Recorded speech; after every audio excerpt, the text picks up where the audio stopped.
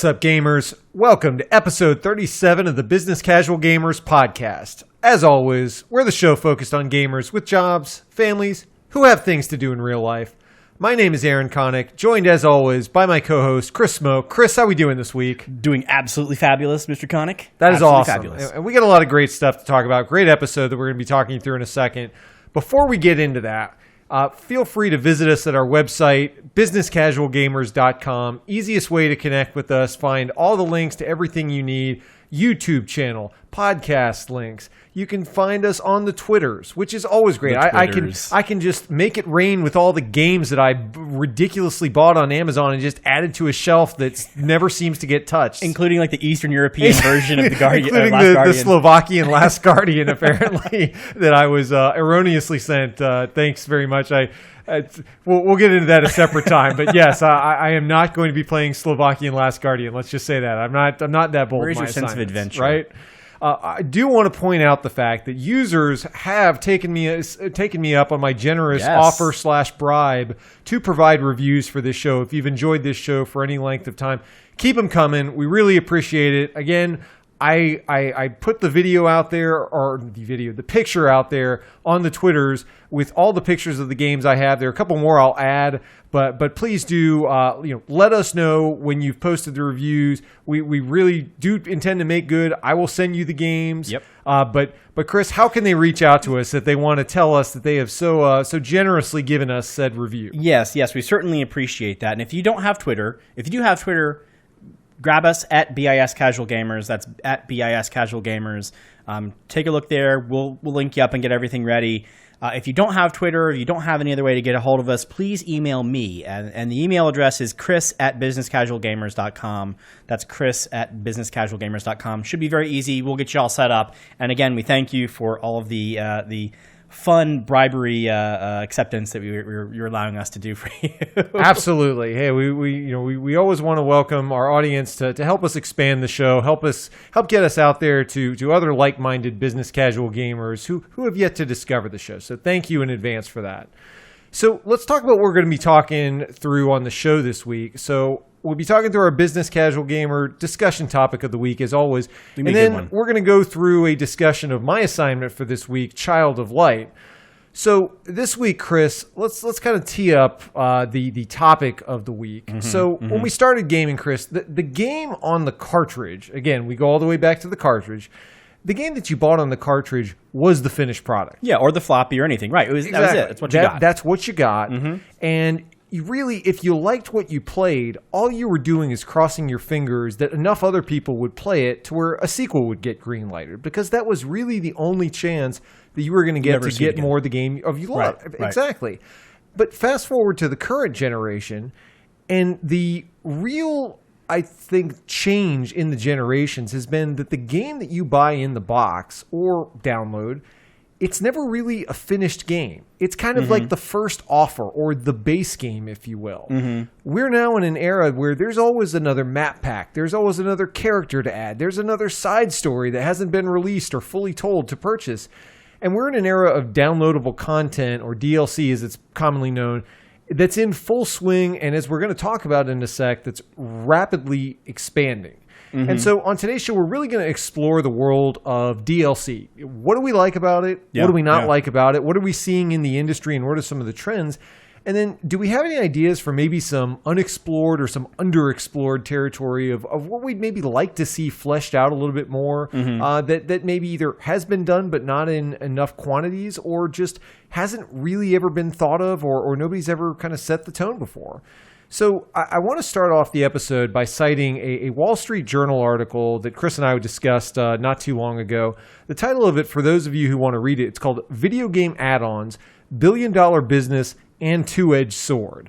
Really cool article. I think it was a couple of weeks ago at this point, but you can certainly take a look at it.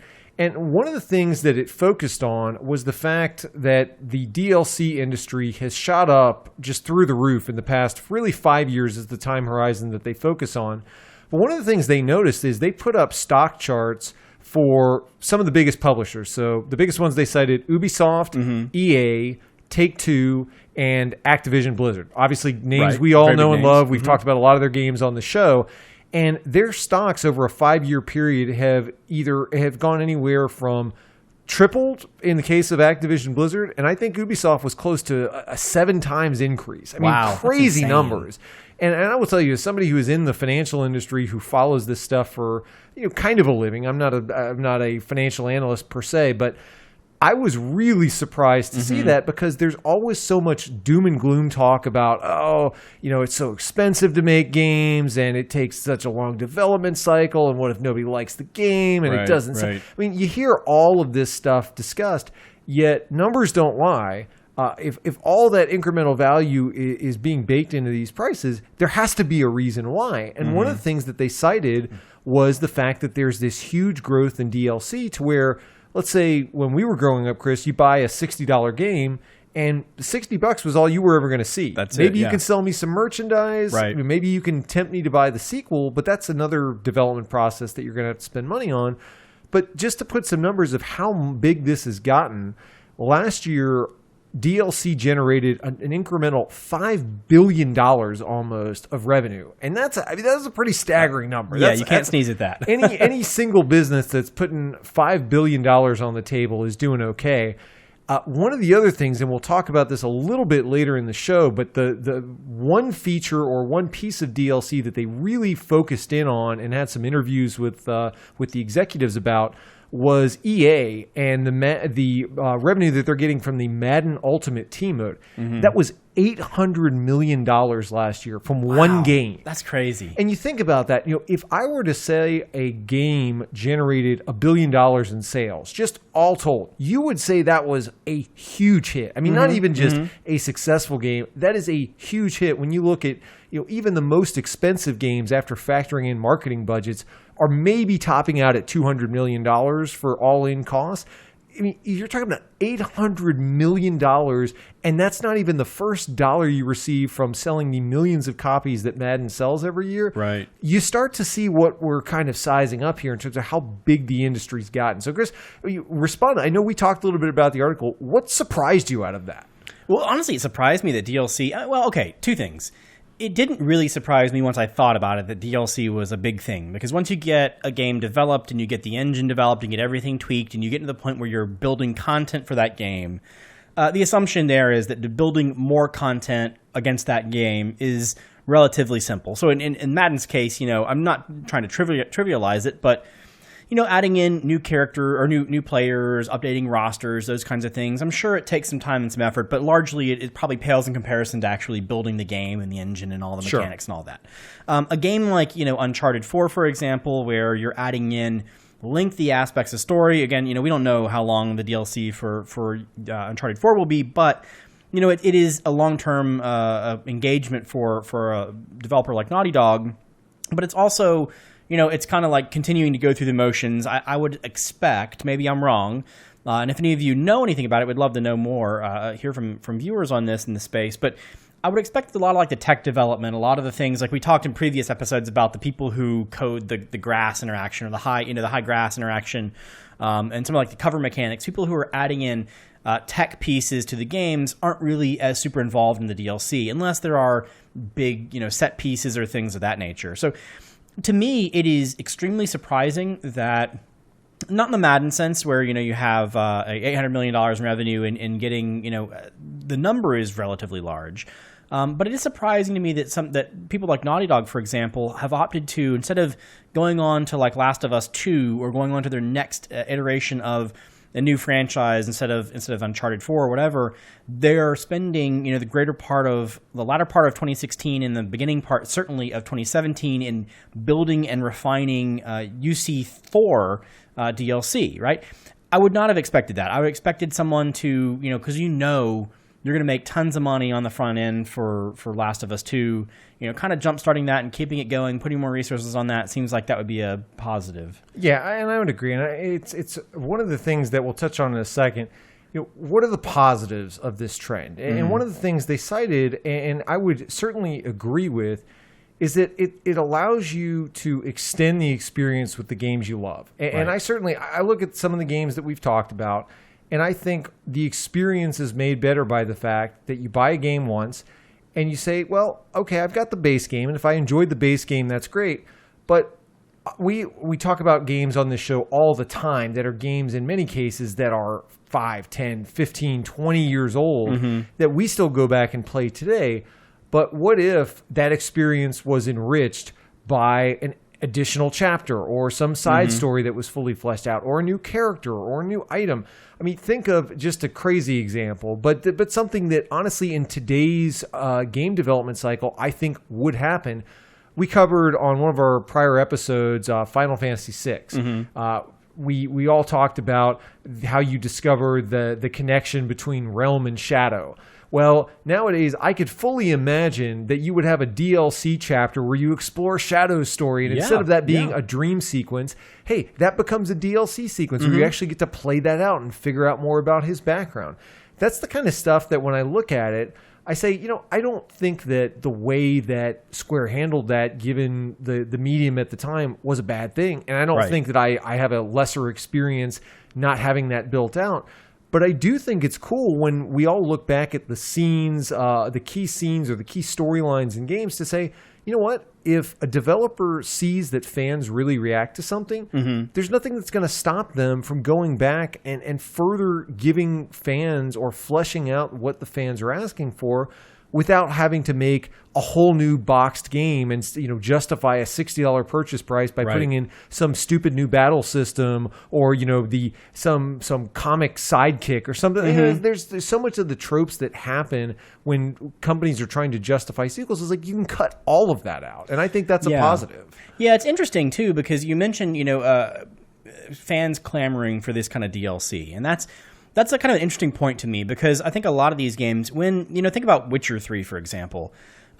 Witcher 3 was one of those games, and if you've listened to earlier episodes of the show, you know that I absolutely love the game, and I've played all the DLC, and it's one of those games where I was, at the end of the primary game, I remember remarking at one point that I felt kind of empty at the end, like, wow, I've just done everything there is to do here, and I feel empty, I can't continue with these characters, and I was really excited about continuing through the 2 DLC packs, that experience. But, it's funny because at the very beginning of that process, so way back when, when we were just starting to transition into DLC, that question, we'll talk about it as we kind of move through the episode, the question of whether we're going to predetermine whether there'll be DLC for a game prior to its release, or if we release a game and it's just gets such a great ratings, fans love it, they're clamoring for more, they're beating down the door, they want more, and then we say, okay, you know what, we'll give it a DLC or two because we see there's a good reaction, versus the here's our Madden game that's going to come out in September or August of one year, and we're planning the first DLC to hit September or October or November, and then we're planning those iterations, and it kind of speaks to that point where we have those kinds of season pass things in like PSN, for example, where you can pre-buy DLC ahead of time, and they started doing that same kind of thing, honestly, for Breath of the Wild on the Switch.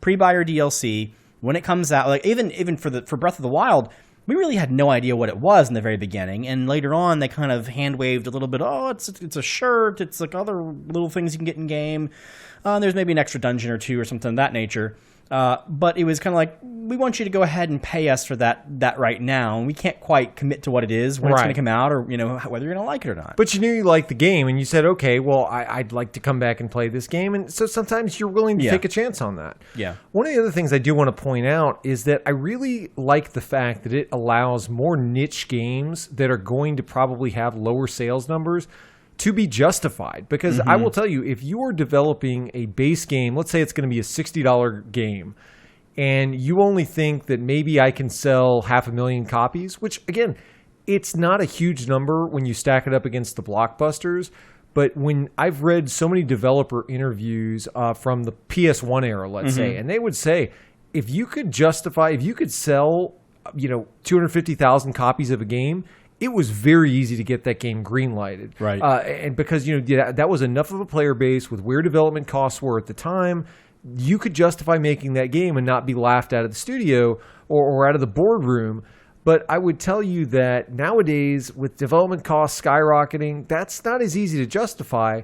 However, take something like Persona 5. Now, granted, it sold a lot more, but when you look at the base game, if we would have sold, a couple $1 million at $60, okay, that's something impressive. That's good. Yeah.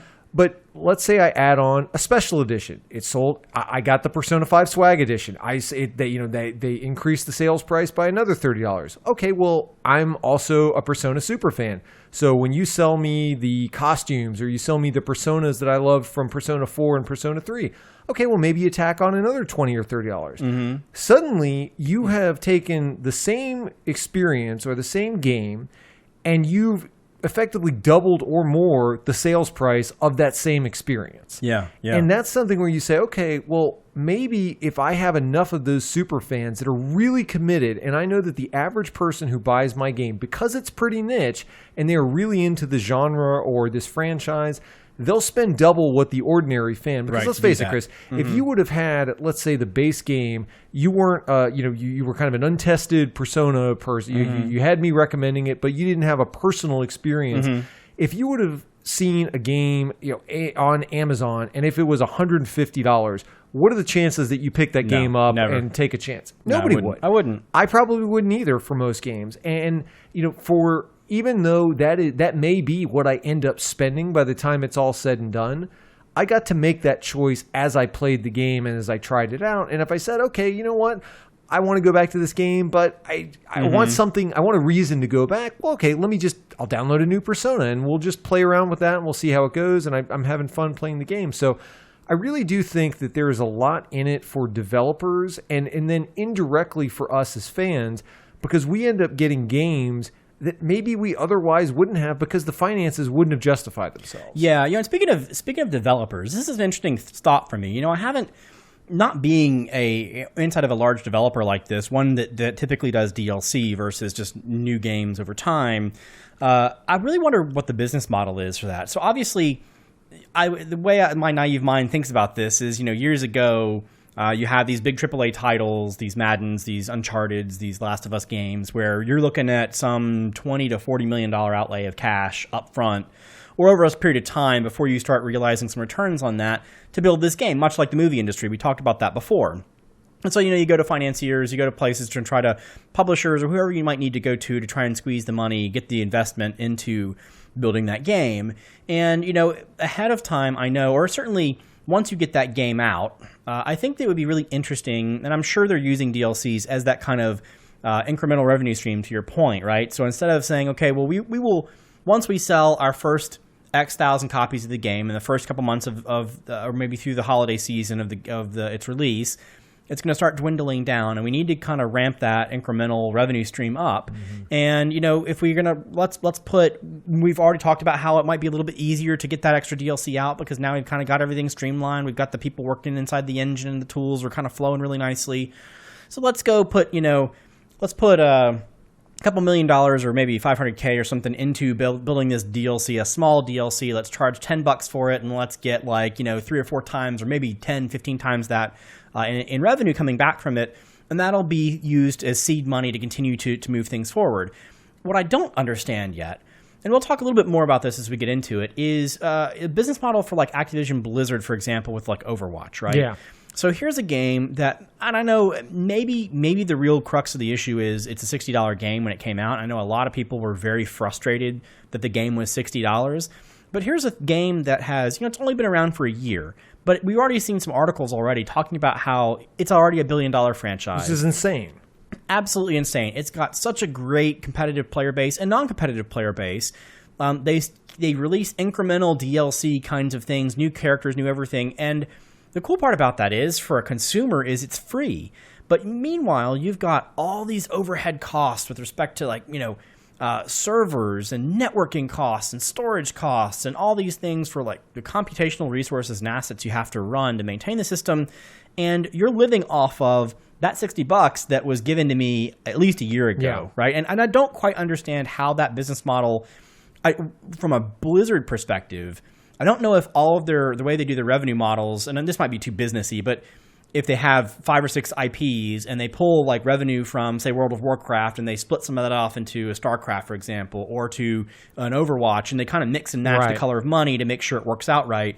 I don't get that, but I have a feeling that there is a DLC incentive there to be able to have that kind of, admittedly small in some cases, incremental revenue stream that continues 24/7, 12 months a year throughout a fiscal year, so that if we're a publicly traded company, for example, we're not having to go into our fiscal year and say, we're still tracking pretty poorly because our game hasn't shipped yet, and we haven't gotten that big bump from we talked about Nintendo with the Switch. We suspected that Nintendo wanted to push the Switch out when it did because it's near a fiscal year boundary, and they want to get that thing out. Exactly. And I will say Overwatch is a really interesting case study, and not to divert from the topic, but Chris, I will say, if you haven't listened, I can't remember off the top of my head the episode where Overwatch was your game assignment back when it came out. I asked Chris a question at the end of that discussion where I said, do you think this could be the next big thing, like a StarCraft, like a What Diablo? did I say? You said yes, and I will say, I distinctly remember that. Again, complete. had not played the game, knew it was popular, gaining popularity, but I think that it happened. I'm sure even if you imagined that was going to be the eventual result, it's happened really, really fast. Yeah, Now, one of the reasons that I think I will credit to, if you look at the way that Call of Duty has been built up over the years, where really the DLC plans have always been there for those games, but really a lot of what they're releasing are map packs. I mean, that's what has sold is, hey, you're going to come in, you're going to have a multiplayer, you're going to have a competitive experience. And once you learn all those maps, you learn what all the spawn points are, you learn where the best sniper spots are, there's a point at which it kind of feels stale, where it's solved. It is a solved format. You know exactly what to expect. You know the best way to approach it. You know the best way for your team to maneuver. And the minute it becomes solved, it just becomes less fun. I mean, that's just naturally what happens when you play games. I think that the thing that Overwatch has done well, and this is just based on how the game has been designed. I mean, Call of Duty is not built up around characters, right? It's you are dude bro soldier with whatever the gun is and a set of skills, and that may be unique. But there's obviously something different when there's a new character that looks different, that feels different, it moves different, it shoots different, has different really cool abilities. And I think Overwatch has to be a type of game, because any shooter or any competitive game is like this, where somebody who learns a character and keeps jamming game after game, it can get stale. But if you constantly have that introduction of, hey, we got a new character, we got a new DLC character to play, even if you don't like that character, it's a new matchup to learn. It's like a fighting game. And that's another good example, it just gives you that, even if you just want to keep playing the same game, the game around you is changing, and that keeps you engaged and keeps you going back. And I think that's probably a lot of the reason why Overwatch is seeing this continued momentum, aside from it just being a great game. You're right. And it's just a fun, some kinds of games like this are just fun to play, and they're just addictive, right? I mean, we've seen it all. We played StarCraft before. We played, Overwatch, obviously. For me personally, games like FIFA, I get FIFA every other year or so, and it's one of those things where I can play a FIFA game. I can do the game could be almost exactly the same as far as scoring and moving the ball back and forth between each side and all that. And I still want to play again. Like Madden, I still want to play another game, even though at some point the games kind of devolve into very similar experiences. But yeah, and I think that's where you're right. You have the opportunity with DLC to kind of augment those experiences slightly. And the one point I do want to bring up, and I don't necessarily want to dig too deep into the topic, but it is certainly related, is DLC in the form of microtransactions. Yeah. So, obviously EA has been one of the big proponents of microtransactions for years, and for those of you who aren't aware, a microtransaction is effectively, instead of asking you to spend $15 in a Mac pack, we might ask you to spend $1.99 or 50 cents on a weapon skin, or on this decal, or a coat or a jacket or something for your character, or maybe you do piecemeal maps. You want that one map, you don't want to get the other maps, you'll buy them for like $1 or $3 or whatever. And so they call them microtransactions because they expect the consumer to engage in many, many purchases for very, very, very few dollars or cents, even in some cases. And over time, it's like, the customer won't notice that they won't spend $10 on something, but they'll buy 10 $1 things. $3,000 later. Exactly. It's really hard for a consumer to do that. And you've seen, in the iOS App Store or whatever, you've seen a lot of those kinds of things happening, where these small transactions, it's very easy to ask someone to part with 99 cents versus $10, $15. And so I wonder, Aaron, in your mind, how does that play into this? So do you think, given...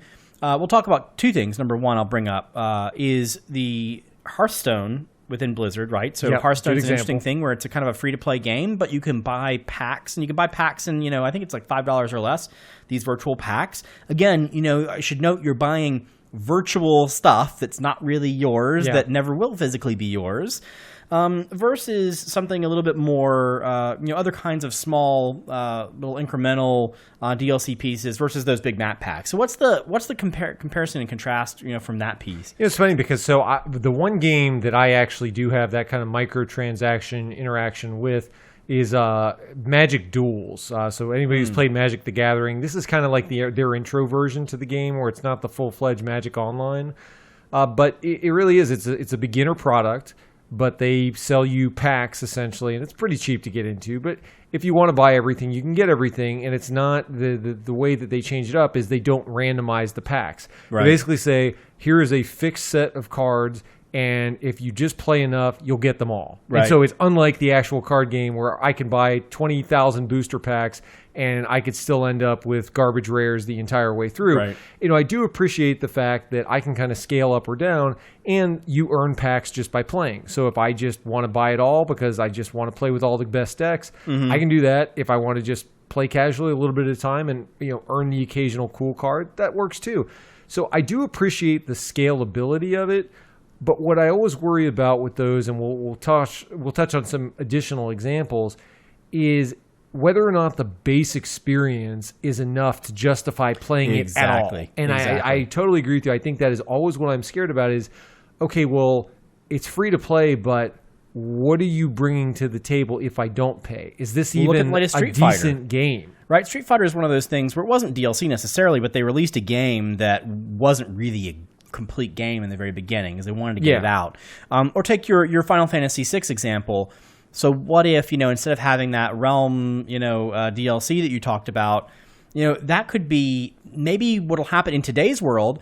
They may, and we're touching on a slightly different topic, not completing a game, but say, Squaresoft at that point, they're getting ready to add that flashback with Shadow and Realm or whatever it might be, and they say, you know what, we don't really have the time, the 2 weeks it takes to build this flashback out, so let's just cut it. Yeah. Let's cut that part out of the game. We'll just hint to it or whatever, and then we'll bring that out as a DLC long term. I think the companies are making a lot of those decisions right now, and the question goes back to your point here. How much of that stuff that ends up on the cutting room floor for the first iteration, knowing that, hey, you know what, the upside of the upside, the win-win is that we can release that same stuff we were going to cram into the first funding stream into this DLC, and hey, we can charge for it then because everyone expects us to charge for that DLC. Yeah, you're right. And there's some other, Street Fighter V is a great recent example. I should say a bad recent example. Killer Instinct. This is seemingly like fighting games. Another one, so I think I've mentioned Ridge Racer for PSP is one of my favorite, if not my favorite racing game of all time. But the Ridge Racer for Vita, which the first thing when I saw there was a Ridge Racer, I just basically said, oh wow, if this is like the PSP one but with better graphics, I'm totally in. And the first review I read was, there isn't a game here. There is essentially like you play the base game, and this is completely devoid of content. Mm-hmm. And even once you look at the DLC is probably not up to par, but they just said they released such a lazy game that it's not even worth going through. And so I look at that and I say, this is like DLC gone wrong. And we'll start touching on where does it all go wrong. And I think the sparsity of content is definitely something I worry about, where it's great to charge for all of this and say, hey, we're going to make all this more, so much more money, like you mentioned. But at the end of the game, at the end of the day, there still is this expectation that the gamer has of, if I'm going to spend $40, $60, we discuss it all the time. What's a $40 game? What's a $60 game? And I don't always think that's a fair discussion, because I think so much of it depends on whether you are happy with the product or not, regardless of length of time or whatnot. But I do think it's a fair question in a lot of these cases, where if they're going to extract over the life of it to get a full-featured game, $100, okay, well, I could spend $100 and get a couple other really good games. Was it worth putting two really good games together? In some cases, not really. Maybe not. It's interesting you say all this, and we're getting on this topic. I'm kind of thinking some more in my back of my mind, and I'm noticing, given the fact that we've been doing this podcast for a little over a year and a half now, or around a year and a half, I've been working with a lot of Adobe products, right? So we use Adobe Creative Suite and those kinds of things to do the videos and do some of the audio stuff. And so what's funny is I've noticed a very interesting shift in the way a lot of traditional software companies price their products. It used to be a couple of years ago, you could buy the Adobe Creative Suite for a couple $100 or whatever, or you can get Photoshop or Lightroom or whatever it might be. You get a license, and it's a perpetual license to use that software. You might not get updates, but you pay once and you keep some indefinite license. Well, now, a couple of years ago, maybe a year and a half ago, they changed it to be Adobe Creative Cloud. And they moved to a subscription model. So instead of saying, you spend $200 for Photoshop and you get that Photoshop version until you decide to not run it anymore, it won't, whatever it might be, you can't run it. Instead, you're going to be paying some X dollars a month or some X dollars per year to maintain that license. And that's something that I'm interested to see. I'm trying to prognosticate a little bit here, but I wonder whether the video game industry is going to do this. Do we see, I think now, traditionally, we have had high $50, $60, $70 games, largely because, back in the cartridge days, to your point, Aaron, those cartridges were very expensive to build and to make, and even in the early optical media days, very expensive to make those as well. Now, arguably, as a lot of people are getting to the point where they turn to downloadable games, they get them off of Steam or off of PSN or what have you, a lot of people, except for maybe me, and we talked a little bit about the physical game piece, just don't want physical games. And I'm wondering if that means that long term it's going to drive the price down. So what they're going to do is they're going to do a little bait and switch maybe, and they say, okay, instead of the $60 game, just give us $5 a month indefinitely to play our game, or subscribe to maybe an Activision Blizzard environment, or subscribe to the Ubisoft or the EA environment. And that might be $10 a month or so, because that's what World of Warcraft and EverQuest kind of built that model in. $10 isn't too bad. Netflix is another example. And that's kind of how they push forward. I'm wondering if that's where we're really going to end up in the long term here. To me, it sounds a little bit scary, because I know that a lot of people, at least certainly me, and I assume a lot of people agree with me, that when you look at these kinds of things, I'm okay with spending money right now to buy a game, but I'm not okay necessarily with spending money next month to buy a game, or especially if the game isn't quite living up to my expectations. Well, I think that gets to, when you talk about the subscription model, there starts to become an expectation, and we've seen this with like PSN and Xbox Live. Becomes an expectation of, okay, I'm paying you, I expect decent content on a regular basis if that's what I'm going to be paying for, and I'm going to keep paying you. And I've certainly seen some games that have been released, they may have a lot of quantity, but you can tell that the quality of the DLC is impacted. And I do worry about that, where you see there's this expectation that, hey, we got to meet this quota of DLC or people are going to think that they're getting ripped off. I'll give a good example of a game where I thought the quality really suffered. Fire Emblem Awakening, the first one on the 3DS. Yeah. I mean, again, huge Fire Emblem fan. And when I saw the amount of DLC that was already released in Japan, so I kind of knew what the full DLC plan was, I was so excited because there was more DLC than I could have even imagined. Now, I will tell you, Fire Emblem Awakening, for anybody who played it, that was a very meaty, good-sized main game. You certainly did not feel like you were cheated from content from that game. And there was infinite replayability in my mind. And the fact that you just added all this DLC on, I'm going to be playing this game forever, and I'm going to have all these new experiences. And then when I get tired, I can go back and play some DLC. And I bought a decent amount of the DLC, but I would tell you it was really uneven in quality. In the worst examples, some of the characters from the old games that you bought were just completely broken. I mean, it just literally broke the game in the sense that it's like, well, and yeah, I understand that you can not put them in your party, but then you'd say, well, why did I buy them? I mean, I could play the old game if I just want to see this character. If it's not fun to have them and mix and match them with existing characters, did I really get what I came for? And is this really the experience I wanted? And I just remember walking away from that saying, maybe they needed to cut this in half and actually play test some of this stuff and make sure that the quality was there, because as excited as I was when I saw that long list of content, I look back on it and I said, I spent a lot of money, but I don't know that I've got a heck of a lot to show for it in terms of enjoyment. Yeah, and that's the double-edged sword here, I think. I think not only that, like, so that's certainly a negative aspect of DLC. The other thing I wanted to bring up that's along the same lines is if you're in the opposite side of that spectrum with Fire Emblem Awakening, you never bought the DLC, do you expect, I mean, what's the overall implication if you don't buy it for whatever reason? Do you feel like you're missing out? Do you feel like I'm just not Uncharted 4 is a great example. When this new DLC comes out, do I feel like I'm missing out on a core part of the game, or I'm missing out, maybe not even the core, but I just don't have the full experience because I don't continue to pump money into this thing? I do worry about that, and I could not get through this show without mentioning the most egregious example of this, where I think it probably scarred me for life. So Assassin's Creed Brotherhood, for any of you who played the game, I loved the game. I thought it was a phenomenal game. And I'm going to forget some character names, so bear with me. But at the very end of the game, you are back in the real world, if you will, and you explore this kind of ancient tomb, and you basically are in this world that feels like you were back in the Animus, or I can't even remember what it's called, but like you're in the virtual world, if you will. And so it's kind of this like, reality meets fantasy almost, or virtual reality. And you're being told by this voice, I can't remember if it's Athena, but it's kind of the thing that was talking to you at the end of the second game. And it's telling you that the girl in the real world who originally kind of helped you escape from the corporate vice, that she is a traitor. And it's kind of like you have weird computer voice from the future that is telling you this, and you have no idea what this voice is, yet this person has helped you in the past. And it's this huge cliffhanger that they never resolve in the game. And it's cool in the sense that it seems like it's setting up a sequel maybe where they're going to explore this. The game was a trilogy.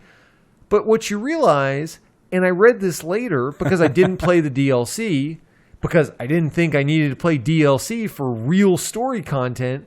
In a piece of DLC, they say, oh, yeah, it shows her, like, being the traitor and double crossing. I'm like, whoa, wait, no. Like, so this is, wait. So they show you all of this. They show you that she is a traitor, and they reveal all of this, not in a sequel, but in some, 5 months after the game's released, okay, we'll just got to show you that. And we're not going to make it a cliffhanger at all. We're just like, yeah, she totally was a traitor. Oh my gosh! And I was like, okay, that's pretty bad. So let's play this out, Chris. Because this is the most ridiculous thing I have ever seen. Imagine you were playing Final Fantasy VII, Chris, and you get halfway through the game, and the game cuts, and suddenly Aerith's not in your party anymore. And you're like, what happened to Aerith? Yeah, she was there. Maybe Stopped she to went smell off. the flowers, I think. She went to go pick some flowers. Yeah. And then it's like, okay, first DLC. All right, well, I bought a season pass, so I've got this. Oh, wait, Saphira stabbed her? What are you talking about? You put this in DLC? What is wrong with you people?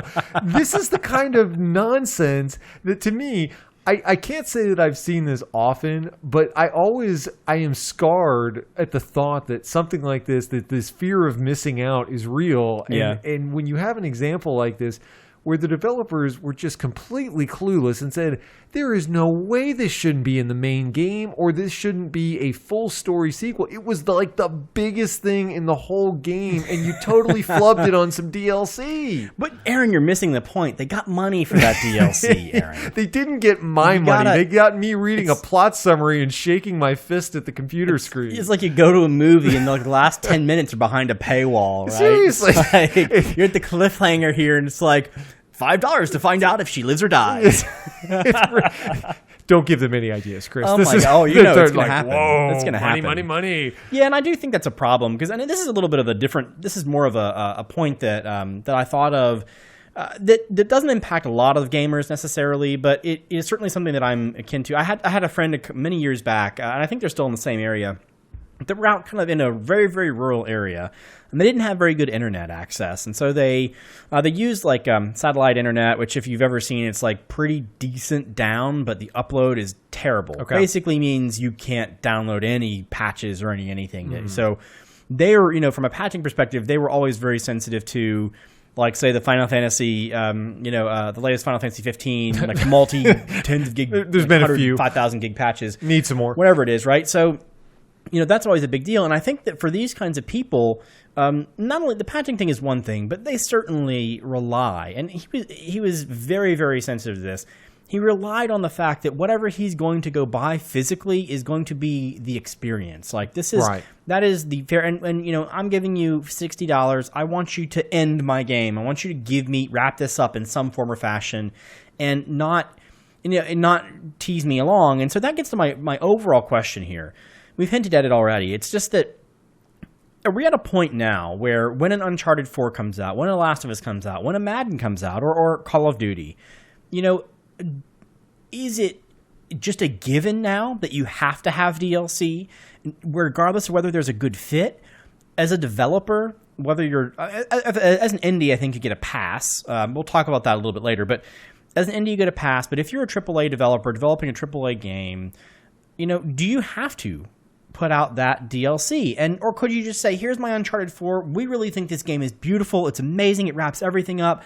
We are just, it's perfect as it is. We're going to move on to the next thing, and we walk out. Can we do that? Or at what point do you listen to the fans? Because the fan, with the age of Twitter and social media, for example, the fans are going to be there and they're going to be talking to you. Do you do that, or you just say, it's extra money. We already, it's streamlined process. Everyone's kind of expecting it.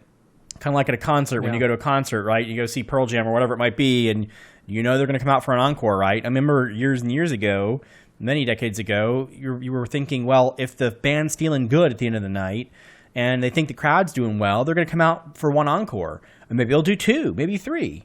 Well, I don't know about you guys, but any show I've been to in the last, couple iterations, 5-6 years or so, they've always had at least two encores. And it's like, okay, why don't you just, I know the encore is like, go drink something, just go to the bathroom, whatever it might be. Just do the stupid set and just be done with it. Let's just call it the show. No, that's right. Now, I will say, I think, to answer your question, I think developers and publishers at this point have DLC plans for all the big games. Even some of the smaller games.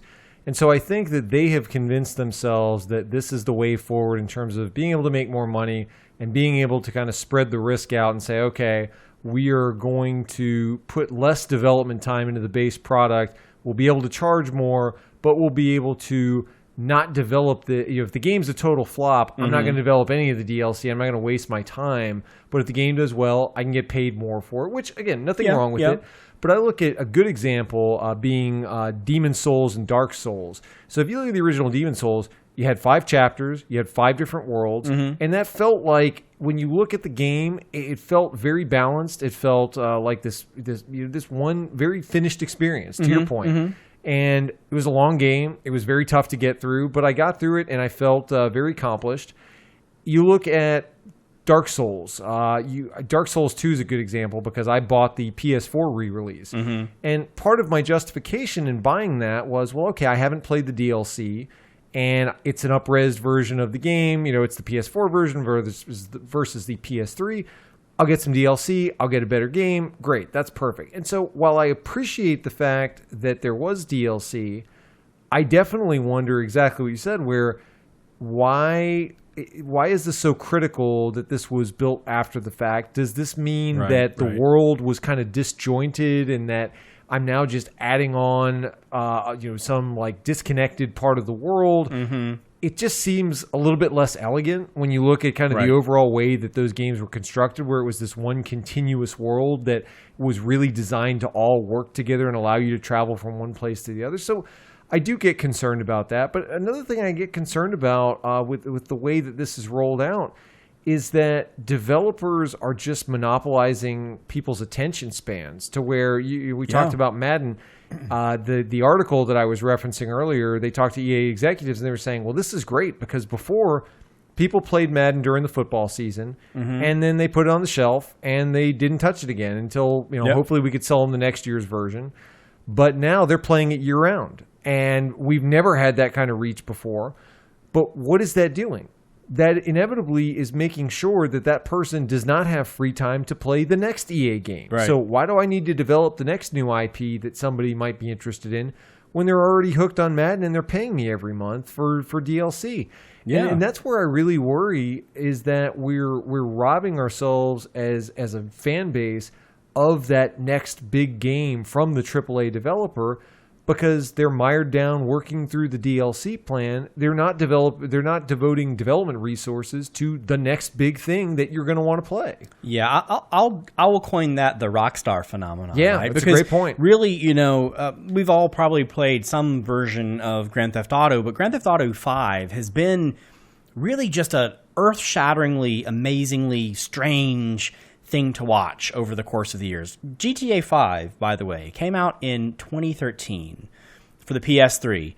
Later was released next year in 2014 for the PS4, but it has consistently, if you watch from that point until today, you look at the month-to-month sales, just like on PSN, for example, GTA 5 has been, if it hasn't been the first game, it's been top 5 Right. every month since 2013. And it is still, GTA Online is still raking in, I can't even remember how many, untold millions of dollars.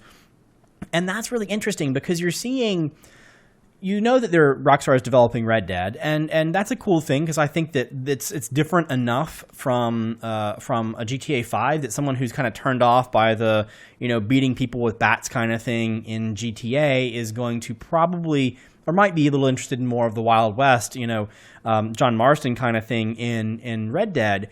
But I got to ask the question, like, okay, so we've got this console stuff we've talked about where we don't even know when there's going to be a PS5. Right. We're not sure if the Scorpio for the Xbox side is really Xbox One version 3 or if it's like the new Xbox. We don't know that yet. We suspect it's the former. And so PCs, kind of doing the same thing. So what are we doing? So if hardware isn't going to be changing, is there going to be a driving force to bring out GTA 6 or the next one? Will we ever see a new GTA, or will while graphics kind of stay the same, will we continue to get new graphics packs, new upgrades, new kinds of things added to the online experience for GTA 5? But will they just keep tacking on and on and on and on instead of rebuilding this world? And I got to tell you, from a development perspective, I would probably, if I'm a for-profit company, which all of them are, especially if I'm a public company, I'm going to squeeze as much juice out of that orange as I possibly can. Your point is well taken, and they mentioned in the article, they interviewed the Take-Two CEO, and one of the things he said, there was a game, I can't remember the game that they released, that kind of flopped, and in that same year, even though they didn't release anything else of note, their sales and their profits were up solely because of the GTA downloadable content. And Right. that's staggering to me, where you have a new IP game that you invest untold millions into that bombs, yet you still do fine because the stuff that doesn't cost as much to develop, kind of carries you. But I think of this, and this is one of the things I want to touch on with ideas or things that may be underutilized. When I look at something like a Madden, it really doesn't need a new version at this point. Let's be honest, Chris. I am very Right. very hesitant to buy a lot of the sports games because I just say, well, they're going to turn around, they're going to do one next year, and then I'm going to feel like I have the old version and the rosters aren't updated, and I don't want to buy in. But what if they just released PS4 era Madden and they said, okay, Right. we're going to get a minimum level of specs. And yes, we can patch it to make certain, if somebody doesn't like how the tackling physics work, we can maybe patch some of that in. But we're going to have you pay, whether it's on some kind of an initial fee and a subscription service, however they want to model it. Here is Madden for this generation. We're going to keep you paying. And if you want football, this is where you go and get it. Right, And right. that's all we need to release. You've then freed up development resources because you've built a base game, and the number of developers that you need to maintain it or to develop kind of slightly additional content is way less than you would need to build a game from scratch. And I think it's the same with GTA, where I look at it and I say, yeah, you could have a different world, but maybe you just say, I'm going to keep the physics the same, I'm going to keep the graphics engine the same, and maybe I have somebody build a smaller world, and you can kind of go to there. Right. And it's not GTA 6, but it's a different GTA, and maybe it's a reskin character or whatever it is. And I do think that is something that we are going to start seeing, and that is probably underexplored at this point because I think people worry about how much appetite is there. We have to release new big box games, but I do think that there's going to come a point where, to your point, 5 years goes by and they say, well, really, I don't really feel like spending another $200 million for GTA 6 when I can spend very, very little and almost not make as much money, but certainly take a lot less risk and make a lot of money. I think they're fooling themselves, particularly on the Madden side, because, when you think about it, I have never been, and one of the things, honestly, I used to play a whole bunch of baseball games. Okay. Like tons of baseball games. I love it. But I'm an old school kind of guy. When I have my pitch, like my pitcher, I want to just hit like a square for a screwball and a curveball's triangle and X is a fastball, whatever it might be. I don't want to do all this crazy stuff. When I go to bat, I just want to angle up or down and hit the bunt or swing free, right? I want that level of granularity. But every year they have successfully added, new great way to do pitching. It makes you feel like it doesn't make you feel like you're an actual pitcher. It makes the game harder to play. It makes me confused. And I stopped playing them.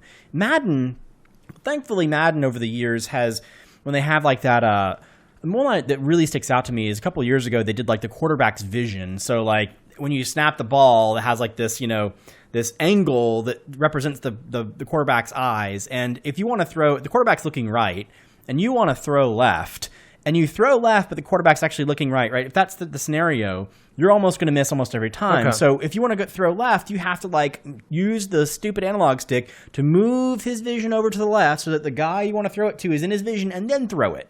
And it's it doesn't make a lot of sense to me. It just makes the game... It sounds hard. It makes the game... I know some people enjoy that, and to each their own. But to me, it's I'm not a competitive player. I just want to play the game. I don't care I don't care if my quarterback actually has a head. I just want to throw the stupid ball. Right. But okay, let's paint the picture. Where is EA right now? They're probably a little further along than this, I'd hope, for September or August release. But... they all came to the table a couple months ago and they said, well, what are we going to do for the next version? Because we have to have the next version. We have to have Madden 2018 or whatever it is. Well, Aaron, it's going to be quarterback sight with PSVR. Oh, you know that, exactly. right? You're going to put your VR on and you're going to be, and the funny thing is they'll think it's you're so immersed. Well, you're what you'll end up seeing is, you won't even be able to see over the linebackers or anyone else. You're kind of 7 foot tall linebackers. Oh, this is a great experience. Can I see? Is there a guy back there somewhere? Let me throw the ball and see what happens. Right. And I know the marketing teams will do excellent in making that sound like it is the best possible thing ever. But really, to your point, why couldn't that be a patch to PS4 version of Madden? Right. I completely agree. I think there's a lot to explore here, but we'd love to hear from you, the audience. What do you think about this? What are some of your favorite experiences with DLC, or some of the games that DLC's really enhanced for you? And what are some of the games like Assassin's Creed Brotherhood for me, where it just completely missed the mark and really kind of turned you off to the experience? And what are some of your ideas for maybe what you like or what you don't like? We'd love to hear from you, so certainly hit us up on Twitter, businesscasualgamers.com. We certainly welcome feedback and want to continue the discussion on this. So with that, Chris, we're going to get into some game assignment discussions. We got a new one. And as a reminder to you, so to the audience, last episode we really started, we kind of made a shift in how we started to do these assignments. So at the request of some of our listeners who were really trying to follow along with us, and that's really the point. We really enjoy having that community interaction with the BCG folks out there. Instead of having two assignments, one for Aaron and one for myself, in any given episode, that's we all know that's too hard for any of us. I couldn't play 2 of those games in a 2-week period. You probably can't either. So we moved it to being every one off. So I did a game last episode. Aaron's doing a game this episode, and we'll swap off a couple times. So hopefully that gives you a good chance to play some games along with us and give some feedback. Again, one thing I will mention is please tweet at us at BIS Casual Gamers, or do whatever you need to do to interact with us, to give us your feedback on these games as well, because we really love to read your comments and those kinds of things when we go through these segments, now that they're a little bit longer, a little bit more involved. So with that, last episode's assignment was Child of Light for Aaron. So Aaron, what did you think about this game? So I'll walk you through almost kind of chronologically. I tweeted some of this out as I was playing through, but I took some notes. So my first reaction when I just literally started the game and started to see the splash screens at the beginning, the first thing I noticed, so it's an Ubisoft published game, and the graphics engine that they highlighted is the same one that's used by Rayman, Origins, and Legends. So immediately, it's very cool. I think I've talked about how much I love those games. I think that is one of the most stylistic franchises out there. It just looks gorgeous. It really pops off the screen. on Vita, it looks, I would say, equally as good. I mean, it's a smaller form, but still looks amazing. So when I saw that, I said, great. I've heard a lot of great things about how this game looks.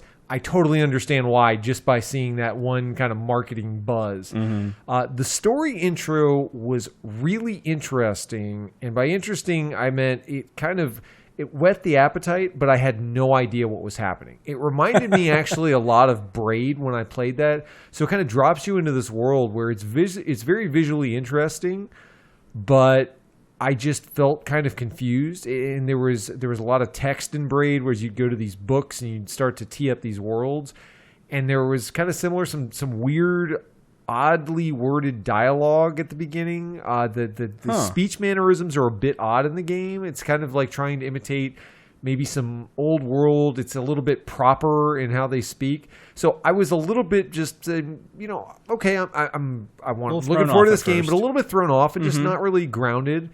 And so you start going through the world, and I will say the first probably hour or so, I was a little bit nervous because it was basically, think of a solo character RPG where you're just kind of going through, you're getting in some battles, it's turn-based combat, and I just kind of felt like I was running to the right and I was mashing what's known in RPG parlance as the win button, where you just hit attack a bunch of times and then you mow your way through enemies and keep going. And so the first, I would say about hour, I can't say I was having a tremendous amount of fun. But after that, the thing that really turned it around was when I got the second character. Now, the second character, you literally just kind of find him sitting there. You get this jester or a clown character that just looks completely out of place. And you're like, all right, well, let me talk to the clown. Okay, you want to join the party? Great. I need a second party member, so come on in. I don't know. The fact that it was a clown, I felt like was fitting. But luckily, the clown is useful, and he was a healer. So the game, I would say, once you got to that point, it really felt, and it reminded me a lot of what people criticized or commented on with Final Fantasy 13, where everybody said, when you're playing through the game and it's two characters, the game sucks. But the minute you can control all three, it suddenly becomes awesome. I would say the same thing for this game, where it went from 1 to 2, and while that sounds like a small difference, it really changed the enjoyment factor for me. Interesting. But the thing that I think you'll like about this, Chris, is the fact that the battle system, I don't want to say it's completely ripped off, but it felt straight out of Grandia 2. Very cool. Okay. So it has, it is, I would say kind of active time battle, but it shows you moving along a bar just like Grandia 2 to show the actions. And you get to this, I'll call it the red zone, where characters are kind of activating or charging their abilities. And if you hit an enemy while they're in that zone, it knocks the bar back to where they kind of reset their action. And so think of like, we've talked about Persona, where you have this whole press turn where the enemy has to skip a turn. This is a little bit more tempo-based and time-based, where it just kind of gives you the edge and allows you to get more attacks in. I loved that. The other part, Chris, I'm gonna put a question to you, and I know the answer to this. How many times in a random battle in an RPG have you ever used the defend command? Like total in my lifetime? Total lifetime. 3? Okay. I would have said 0 personally. Probably 0. No, there's probably some gimmicky boss battle. Yeah, there's a gimmicky boss battle. You're right. It's the gimmicky boss battle. And I will say, Chris, I was not, even though I kept the hints on in this game, and it said, well, if you defend, then when you take an attack, it won't reset your bar, and you will take less damage. And I was kind of like, yeah, whatever, I don't care about that. Yeah. But then I tried it, and what happens is when you successfully defend, I mean, it definitely drops the damage a lot. But then when your bar recharges for the next attack, it starts going double speed. And so it's like it actually has a gameplay reward where it says, okay, that's cool. You take a little bit of a step back, but you are setting yourself up to kind of get the upper hand the next time. I will tell you, Chris, I have hit defend more times, and it's actually useful. Wait a minute. It's crazy. So what you're going to be telling me next is that they've created a spell like Demi or something, Demi or whatever, and it's actually useful, right? They haven't. It was funny when I got all these new characters. I was going through the actual, I'll call it the skill trees. It actually reminded me a lot of Final Fantasy 13, where you have 3 different branching paths. That kind of, it's like you could go the healer path, or you could go the support path for every different character, and they've all got their own unique skills. But I was wondering, I was looking, is like, is there Demi on this? If there's Demi, I'm turning this game off. There is no Demi in this game. However, there are some cells that are kind of grayed out that you can't see what the skills are. I'll guarantee you Demi is probably in one of those. No, it has to be. It has to be. And was it Break or what are those other ones that are just completely all the useless? terribly useless one. Osmos up in this house. Yeah, that's right. I want to say Bio, but there certainly were some areas in the world of Final Fantasy where Bio was useful. Final Fantasy IV had a boss battle where you use Bio. So all that to say, I really actually liked the flow of the battles, and I thought I was just having a lot of fun getting in random battles. As crazy as that sounds for an RPG, wow, who could imagine having fun in battles? Wait a minute. So it's a very, I would say, kind of best of system from a battle system. The other thing that I think you'll really like about this game, that I didn't really feel this way at the very beginning of the game, but something, Chris, about being able to fly, I don't know what it is. Right? The flying's not even like all that graceful in that game. It's that your kind of character is floating like they're walking. It's like a Peter Pan float. It's like the walk animation, except they're just floating off the screen. It feels like Minecraft flying. What do I do with my hands? Yeah. Anyway. But it does make a big difference because you have this kind of, it's a light platforming feel where you can, even though it doesn't really feel like a full-blown Metroidvania, it has elements of that where you can fly to different parts of the screen. And I found some secret passages with treasures or new enemies. And it really did make me explore more than I think I otherwise would have in the game. And so I think that was a really smart addition. And I thought it was going to be gimmicky, but it ended up actually adding a lot. The other thing that I do want to touch on, I really want to get your thoughts on this, Chris. So after I got the second character, I kind of assumed at that point, just based on normal RPG party numbers, that when I got the third character, I just kind of assumed, okay, now I'm up to a 3-character party, great. And then I got in the first battle, and I realized it's a 2-character party. Now, it's like Final Fantasy X and some other games where you can swap party members on the fly. And you can you always have access to your entire party. It'll if you bring in a new one, it'll reset their action bar. But still, it's like very low cost to bring them into the battle. Does their health reset? Health does not reset. Okay. Now, this is an important thing because this was kind of the thing that I walked away scratching my head on the game with, and I'd love to get your take. So I got to the first boss battle, and they didn't really set it up. It wasn't like Persona where they're like, hey, idiot, you better save your game and heal because this enemy is harder than the other ones. So I get into this boss battle. I wasn't completely healed up. And so one of my guys gets taken down early. And even though I had one of the other characters that has effectively like the life skills to bring him back to life, the problem is when you only have one character in the party, all the enemies are focus firing on you. And it was a dragon with multiple heads. So it was like 4 enemies focus firing down on one turn. And he was getting drained really quick. And so I ended up having to leave the dead character on the sideline and just focus on the 2 ones because they could support each other and heal each other. And it wasn't until I killed 2 of the heads where I could get the other guy back in the game. And even though I really liked that first boss battle, it was very strategic. I had to think about it, and I really liked the game, the fact that I wasn't on autopilot. But I really couldn't help but feel like maybe this game would have been better if it was 3 per party, because then I wouldn't have this feeling like, well, if I lose a party member, I'm really in trouble, and I need to keep the other 2. I need to keep 2 living party members at all times rather than trying to bring the other one back. So, Chris, how does 2 party members, what goes off in your mind when you hear that? We've all played games where kind of 3 or 4 is the normal expectation. Yeah, I don't know if I like that or not, because you're right. Like I remember when I was playing I Am Setsuna, I was in similar scenarios where even I'll even take it one step further. When you have 3-member parties and one of those members dies, and you have 2 party members. One of them has to heal, and one of them has to do damage or whatever. And you still feel like you get locked into this this scenario where, like, well, I have all these actions that I could in theory take, but only one of them is the thing will get me to the next turn, Yeah. next round. And that's, your description kind of frustrates me a little bit just hearing about it, because I think that when you have 2-player parties, and even to some extent 3, you don't have that, you don't really open up that, especially in boss battles, you don't open up those cool little options that you wouldn't normally find. And one of the things that I've always hated about these kinds of games is just that. I don't want to use all my cool tactics. I don't want to use all my creativity and all that on, like, some rabbits, enemies outside a town. Like, I want to use it against the boss. And I understand that you have to tailor bosses for challenge, and you have to make sure that even if you're a player down or a character down, you could, in theory, maybe win.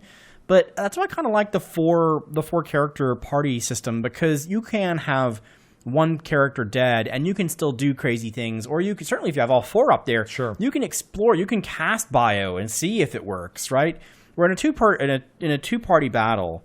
I want to see if that demi works or that Right. bio works, right? I'm not going to I don't dare cast it unless I'm just going to throw in a towel and figure I'm just going to take this one for the team and maybe try again later. Yeah, I'm still wrapping my head around that part of the game, and I can't help but feel like it wouldn't have taken that much tweaking or number changing to accommodate the difficulty level to get 3 members in there.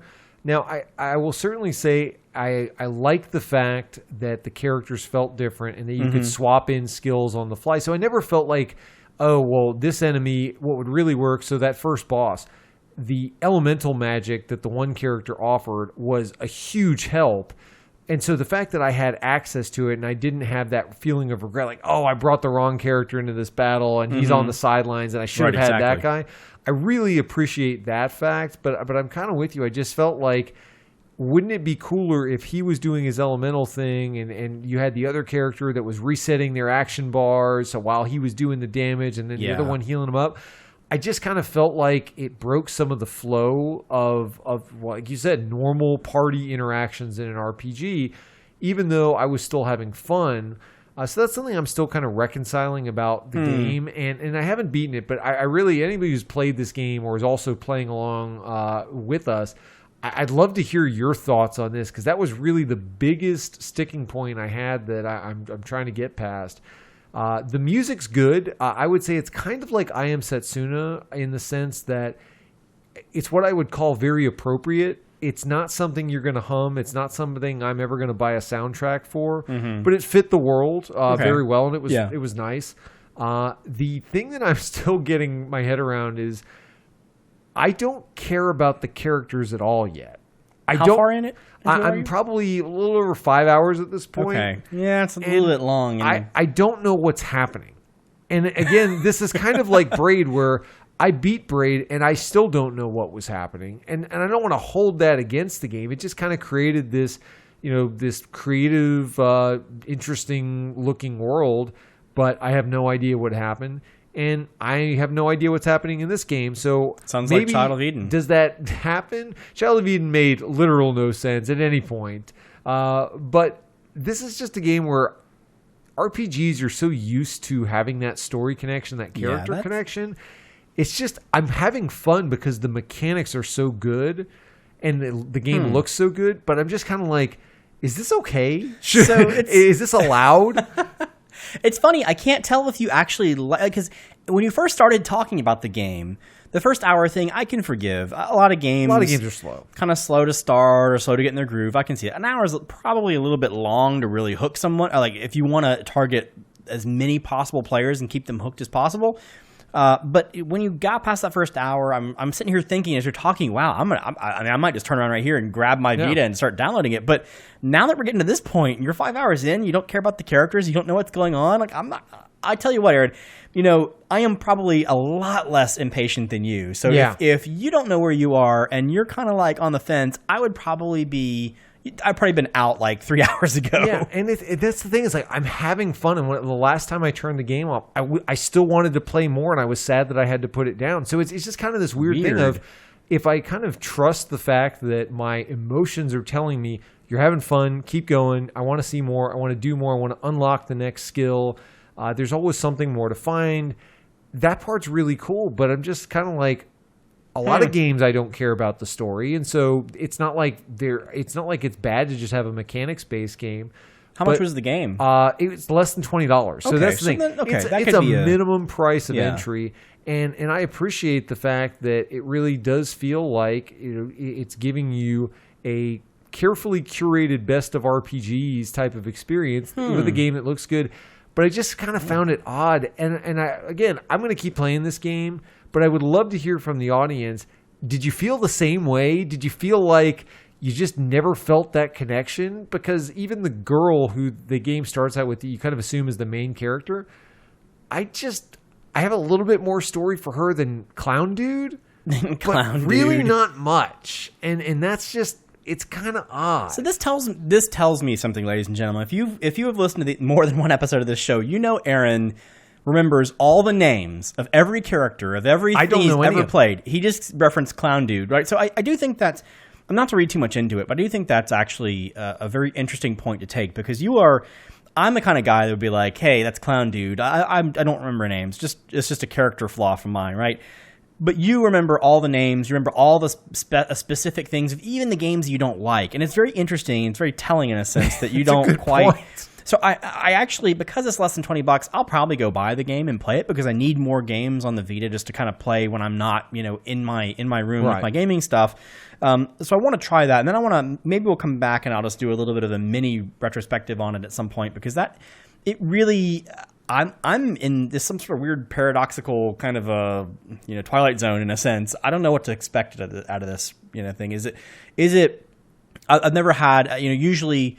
When we review these games, we either like it or we don't. And it's very strange to have this kind of in between. Yeah, it's an interesting one. So I would love to hear from you, the audience, who've played along with this game, or if you've played it in the past, and as you were hearing us assign this, you were either shaking your fist or saying, "Oh no, this is not going to end well." So we'd love to hear from you. So let's talk about next week's assignment. So Chris is going to play a game that we both heard about.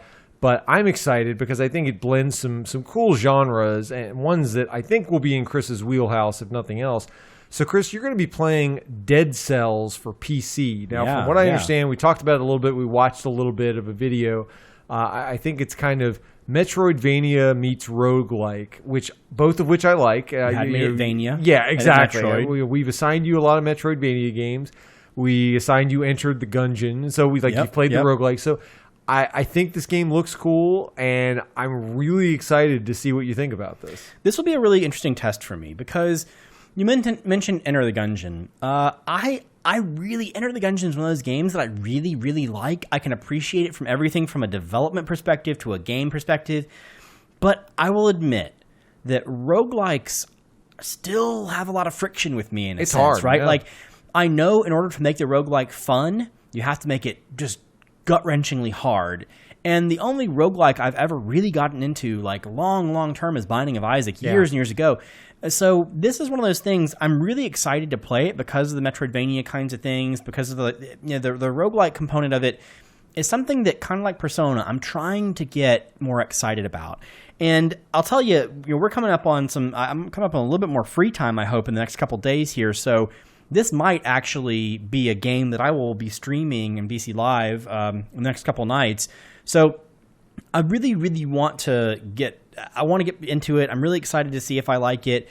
And one thing I will mention as we kind of move into these assignment pieces, if you guys in the audience are listening and are playing these games, please let us know what you think, because I want to know.